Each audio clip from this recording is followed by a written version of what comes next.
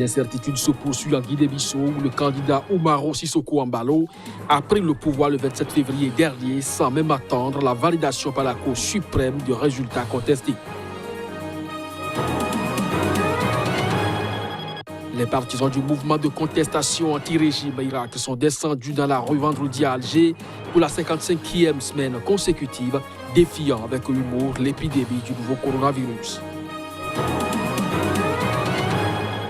2 cas du nouveau coronavirus sont confirmés au Cameroun, a annoncé le ministre de la Santé lors d'une rencontre avec le groupement patronal du Cameroun. Les 2 patients ont été placés en isolement.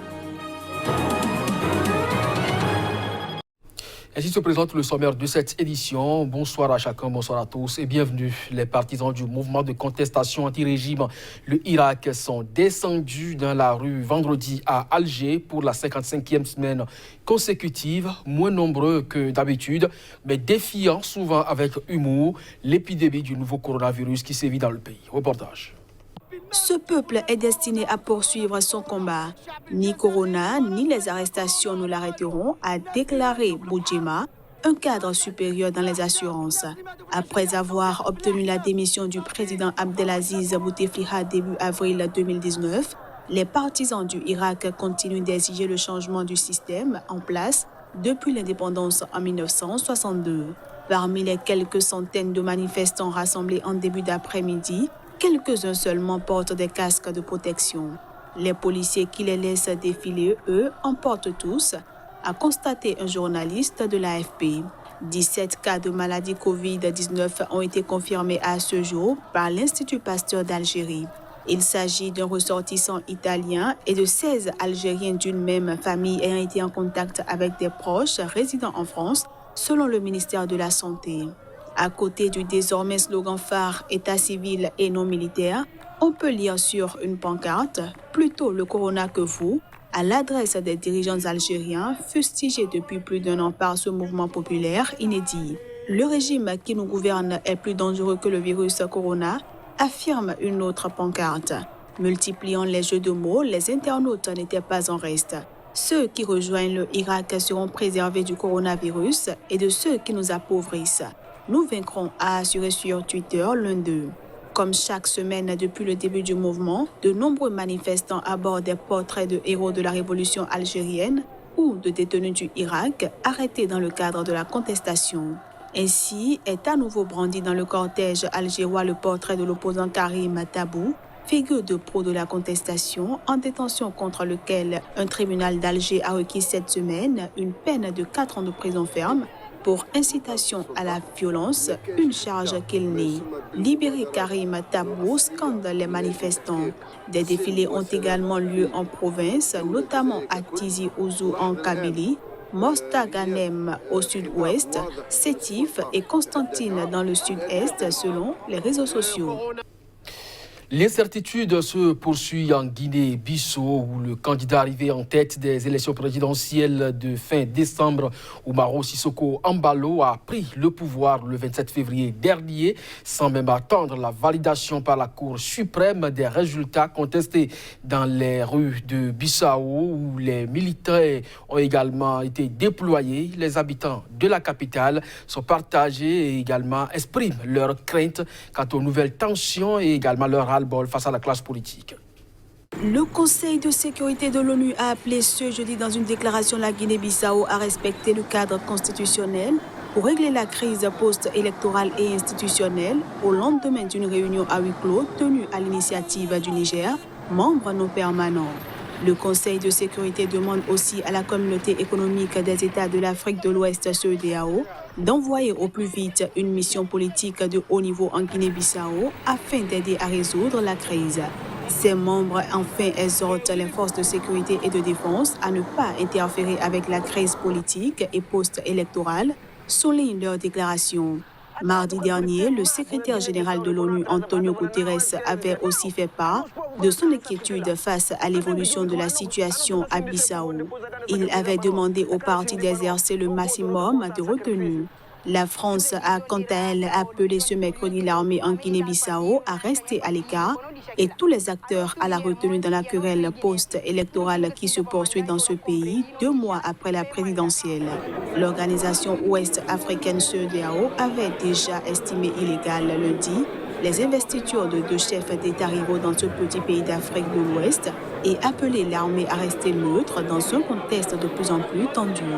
Depuis vendredi, des militaires se sont établis dans plusieurs institutions du pays et ont pris le contrôle de la radio et de la télévision sans qu'on sache si l'armée a choisi un camp et lequel. L'ex-premier ministre Domingo Simoes Pereira, candidat du principal parti, conteste toujours la victoire attribuée par la commission électorale à un autre ex-premier ministre, l'opposant Umaro Sissoco Embalo. Ce dernier s'est fait investir président il y a une semaine et s'est installé au palais présidentiel. Il a nommé un nouveau premier ministre parmi ses soutiens, Nuno Gomes Nabiam, après avoir limogé le premier ministre Aristide Gomes, reconnu par la communauté internationale. François Compaoré sera extradé au Burkina Faso. Paris a pris la décision en signant un décret à cet effet ce jeudi.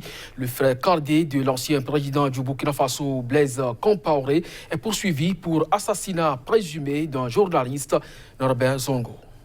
Paris a décidé d'extrader François Compaoré.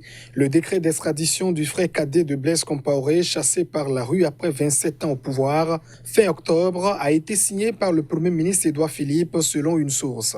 Il doit encore être publié au journal officiel et reste susceptible d'un recours devant le Conseil d'État. Contacté, l'avocat de François Compaoré, maître Pierre-Olivier Sûr, a refusé de faire tout commentaire pour l'heure. En juin 2019, la Cour de cassation avait rejeté le pourvoi du mis en cause contre son extradition vers Ouagadougou. Le Burkina Faso a rouvert le dossier Norbert Zongo après la chute de Blaise Compaoré. L'affaire avait été classée en 2003 après un non-lieu en faveur du seul inculpé. Journaliste d'investigation reconnu et directeur de l'hebdomadaire L'Indépendant, Norbert Zongo avait été assassiné le 13 décembre 1998 alors qu'il enquêtait sur le meurtre du chauffeur de François Compaoré. Sa mort avait provoqué une profonde crise politique au pays des hommes intègres.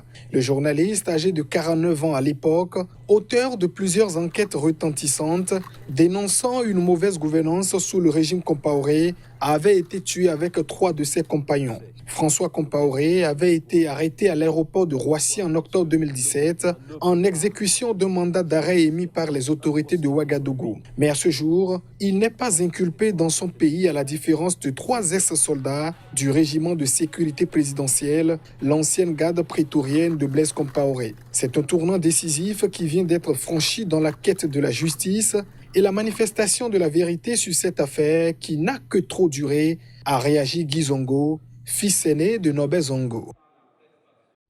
À propos de ce dossier, Maître Farama, avocat de la famille du journaliste burkinabé Norbert Zongo, assassiné en 1998, a réagi à la décision du gouvernement français d'autoriser l'extradition de François Compaoré, frère de l'ancien président et suspect dans cette affaire. On l'écoute.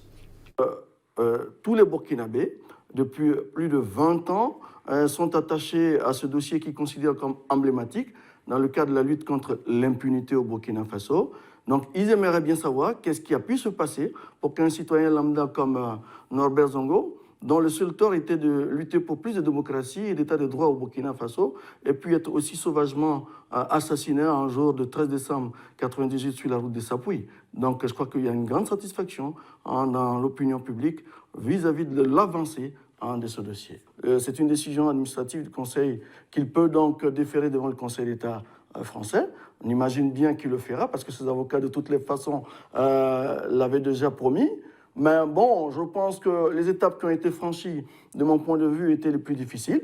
L'aspect du recours administratif ou éventuellement d'un recours devant la Cour européenne des droits de l'homme, mais écoutez, ce sont des droits qui lui sont reconnus, comme nous espérons aussi qu'ils comprennent que les ayants droit de Norbert Zongo revendiquent purement et simplement leurs droits aussi quand ils veulent qu'ils viennent devant la justice burkinabé s'expliquer des faits qui lui sont reprochés.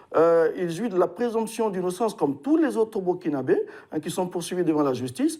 Mais pour moi, il serait inacceptable que François Compaoré n'ait pas à répondre des faits qui lui sont reprochés devant la justice de son propre pays. Un pays dans lequel il a eu des responsabilités tout de même de très haut niveau. Et c'est pour ça que nous restons certains que tôt ou tard, mais mieux vaut tôt que tard, François Compaoré comparaîtra devant la justice burkinabé. 2 cas du nouveau coronavirus ont été confirmés au Cameroun, a annoncé le ministre de la Santé lors de la rencontre avec le groupement patronal du Cameroun. Le ministre a précisé que les malades sont un Français arrivé le 24 février à Yaoundé et une Camerounaise qui avait été en contact avec lui. Les 2 patients ont été placés en isolement dans un centre de prise en charge de l'hôpital central de Yaoundé, l'un des principaux hôpitaux publics du pays. On l'écoute. La dame qui était avec le monsieur qui a été testé positif, qui a été isolée au même moment, parce qu'on a pris cette précaution avant même de la prélever, on l'a isolée au même moment.